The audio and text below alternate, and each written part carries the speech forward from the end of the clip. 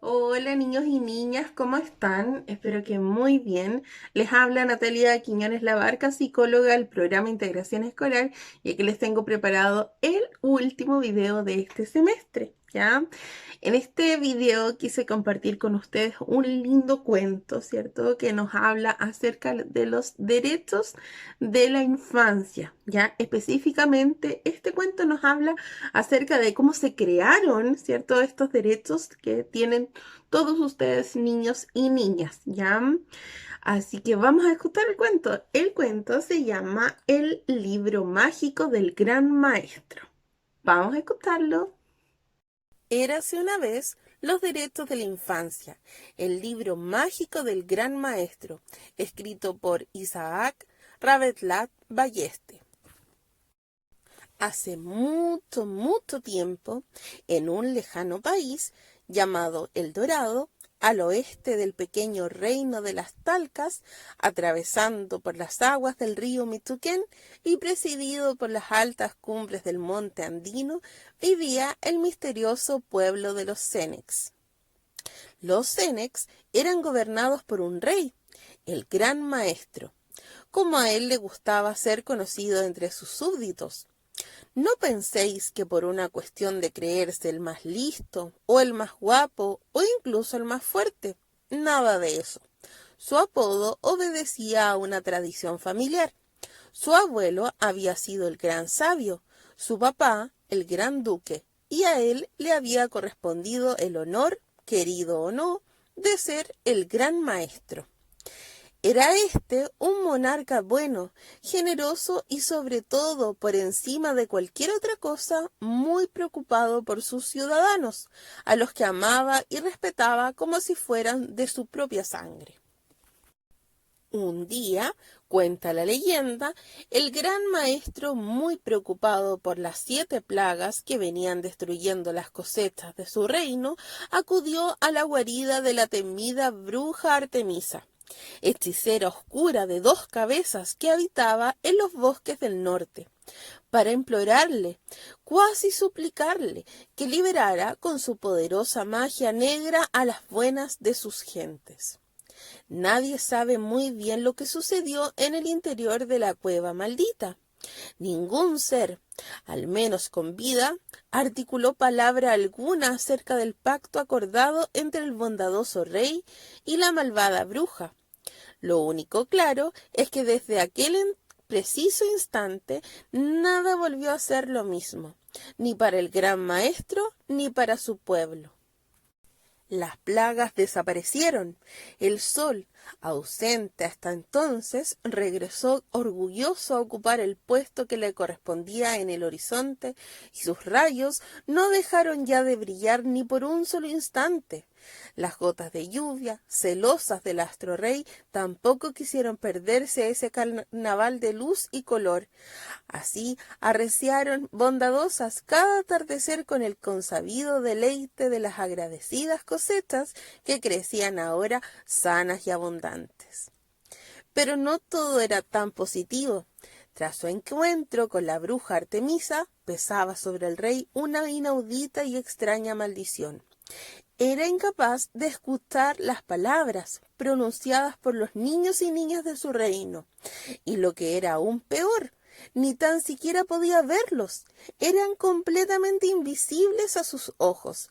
Simplemente no estaban. Tan cruel hechizo solamente se volatilizaba, se esfumaba como por arte de magia cuando las personas cumplían 18 años. En ese preciso instante y sin obedecer a causa alguna que pudiera justificarlo, él o la joven se materializaban ante la mirada atónita del monarca, quien de forma igualmente sorprendente, a la par que repentina, podía oír por vez primera el bello sonido emitido por los labios de sus más queridos súbditos.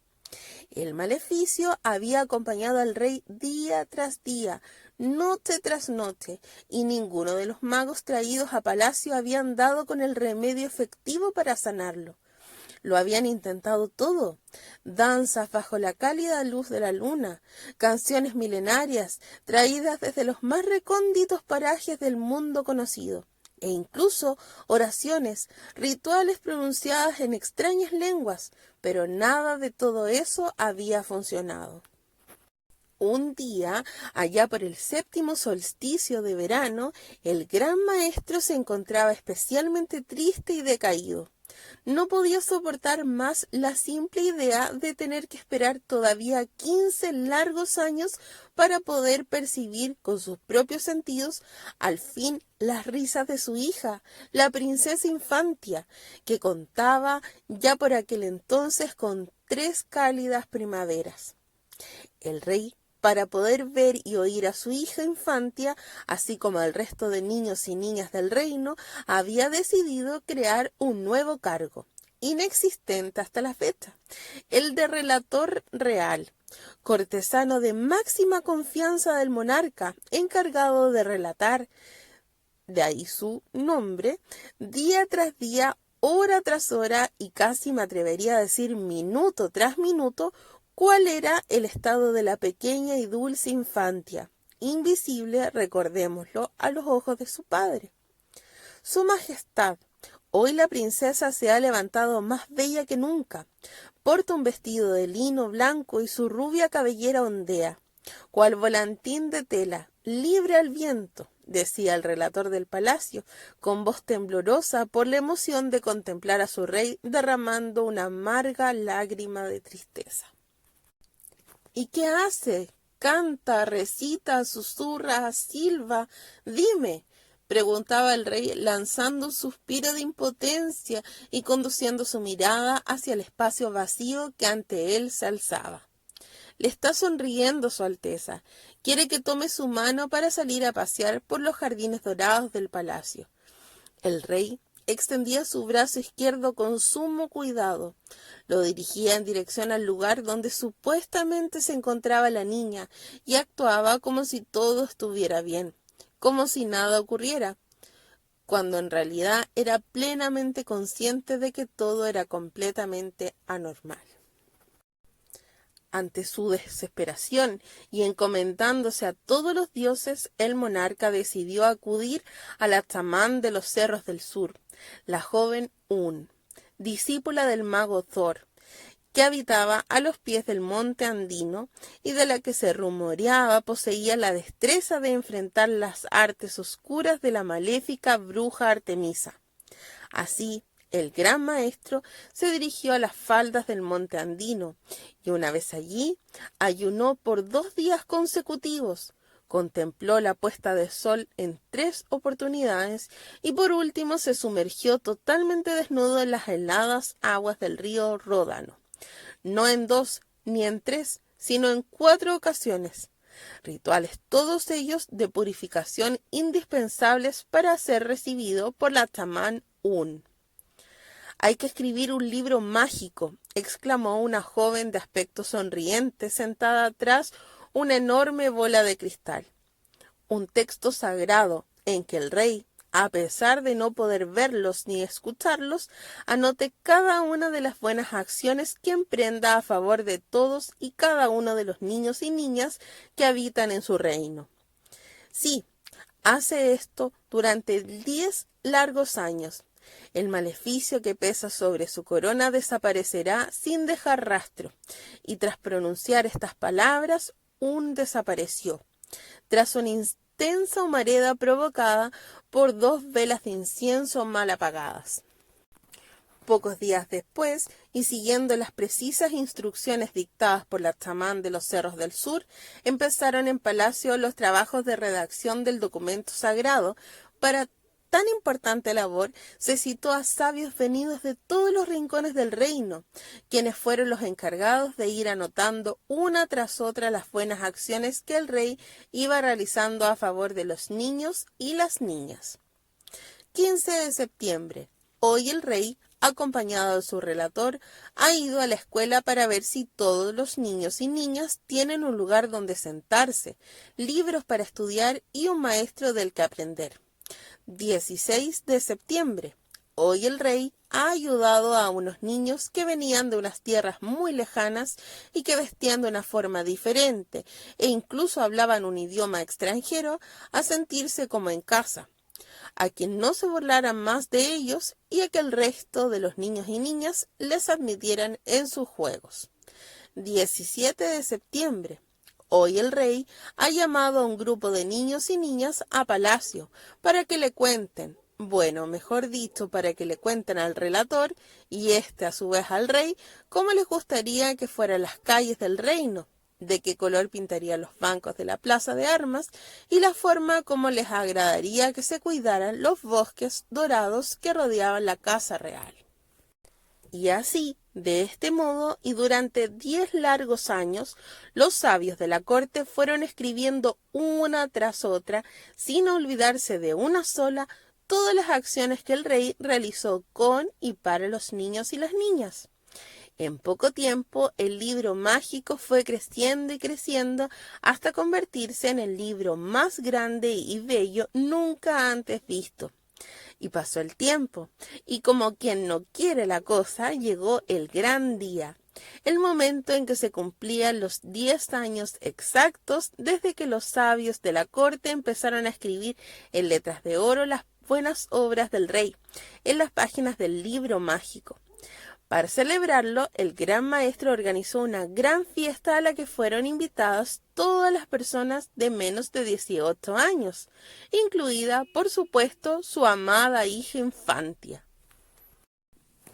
Sonaron las 12 de la noche en el campanario de la plaza de armas, y de repente, tal y como la chamán de los cerros del sur había pronosticado, los niños y niñas del reino, con la pequeña Infantia a su cabeza, se hicieron visibles. Sus risas y cantos pudieron ser oídos por vez primera por el gran maestro. Todos estaban jugando, eran felices, y el rey, repleto de tanto amor, decidió que ese día sería recordado para siempre como el Día de los Niños y las Niñas, y que nunca más permitiría que ninguna bruja, por malvada que ésta fuera, le impidiera ver y oír a esos seres tan maravillosos y especiales. Y lo que nadie sabe, pero yo quiero contaros, es que el libro mágico del gran maestro todavía existe, hoy escondido en alguna parte. Y lo que es aún más importante, está dotado del extraño poder de que al pronunciar sus palabras, la tristeza se transforma en felicidad, la oscuridad en luz, el llanto en risa, el trabajo en juego, la violencia en amor y la discriminación en solidaridad. Por favor, guardadme el secreto y no se lo contéis a los mayores. Shh. ¿Y qué les pareció este cuento? Bueno, como nos hablaba, ¿verdad? Estos derechos existen obviamente hasta el día de hoy. Estos derechos, ¿cierto?, fueron creados, ¿cierto?, gracias a la Convención de los Derechos del Niño, ¿verdad? Luego que aprobara el documento el 20 de noviembre de 1989 en la Asamblea General de las Naciones Unidas, ¿ya? Principalmente quería contarles que esta Convención de los Derechos del Niño se basa en 4 principios fundamentales. ¿Ya? El número 1 es el principio de la no discriminación, ¿ya? El número 2 es el principio de velar siempre por el interés superior del niño y la niña, ¿ya? El número 3 tiene que ver con el principio del derecho a la vida, a la supervivencia y al desarrollo. Y el número 4 es el principio de participación y ser escuchados. Ya es muy importante, ¿cierto?, que esta convención, que todos sepamos, ¿cierto?, que esta convención de los derechos del niño y la niña, ¿cierto?, nos hace a toda la sociedad, ¿cierto?, incluyendo obviamente al Estado, como garantes de derecho. ¿Qué significa esto? Al ser nosotros, todos nosotros, ¿cierto?, garantes de derecho, nos indica que, ¿cierto?, nosotros los adultos, todos tenemos el deber de proteger, de resguardar y de promover los derechos que tienen ustedes los niños y las niñas, ¿cierto? Así que somos todos unos defensores, ¿cierto?, de sus derechos, para que lo sepan, ¿ya? Así que espero que hayan disfrutado mucho, mucho este cuento. Próximamente también les enviaré un nuevo video para especificar cada uno de los derechos de ustedes, niños y niñas. Así que espero que les haya gustado mucho. Les envío un gran abrazo. Que pasen unas muy lindas vacaciones. Descansen, pasen lo regio, pero sigan cuidándose. Ya un besito gigante. Cuídense. Chao, chao.